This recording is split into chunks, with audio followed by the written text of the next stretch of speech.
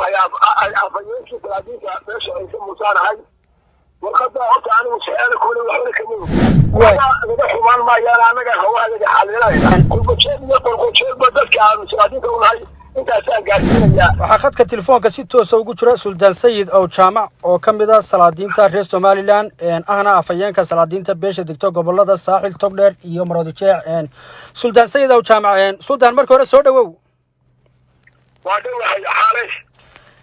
Suldaan waxa maalmihii u dambeysay social media la wareejinayay waraaq ay salaadiin badan oo beesha aad ka soo jeedaa ay ku saxeexan yihiin oo gudoomiyihii salaadiinta xilka laga qaaday Suldaan Cabdifataax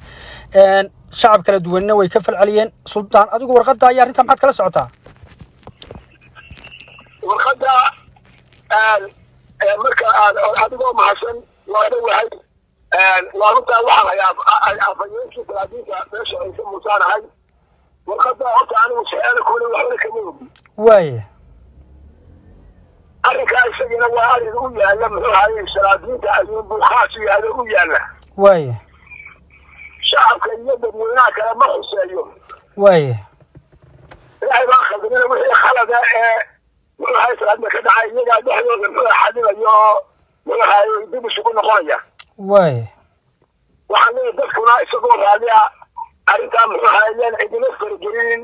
cidina muxuu ahaayey buuq samaynin hawl u taalo maaha dadka shacabka iyo dadkan odayaasha hawl u taalo maaha waa mid anaga aanu leenahay weeye salaadiin guudna waa leenahay suldaankeedii muxuu ahaa ayaa imika dee jooga muxuu ahaayey maxamuud axmed shiikh waanu ballansanahay annagaa isu imanayna annagaa hawlaha iyaga xalinayna wax buuqa iyo wax tarabari ma jiro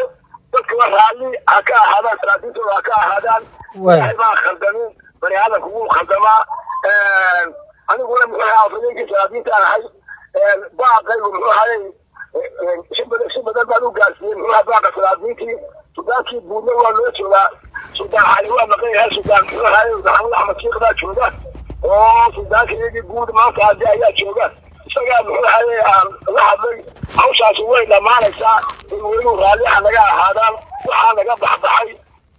walba waxaan u dirayaa ogeysiinaya arrinkaasi waa arrin salaadiinka u yaalla weeye cid ku dhegataagta iyo cid muxuu ahaayey dhibaataysataa midna yay jirin salaadiinta haddaan nahay muxuu ahaayey markii horena waa midaystaa markii dambena annagaa midaynay imikana waxa weeyaan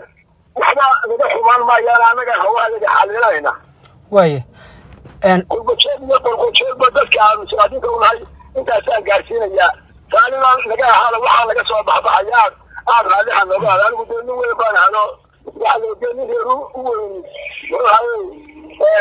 iyo gabadh dumarka umaysay midna sidii xoogama sheegaa arrinka waxa weeyaan waa arrin dhexdeedaa weeyaan markaa qolqojeed iyo qolqojeedba raalliha naga ahaado anaan la sugamaysa waxiga anaga dhimaseen aad iyo aad baad u mahadsan tahay Suldaan Sayid oo jaamac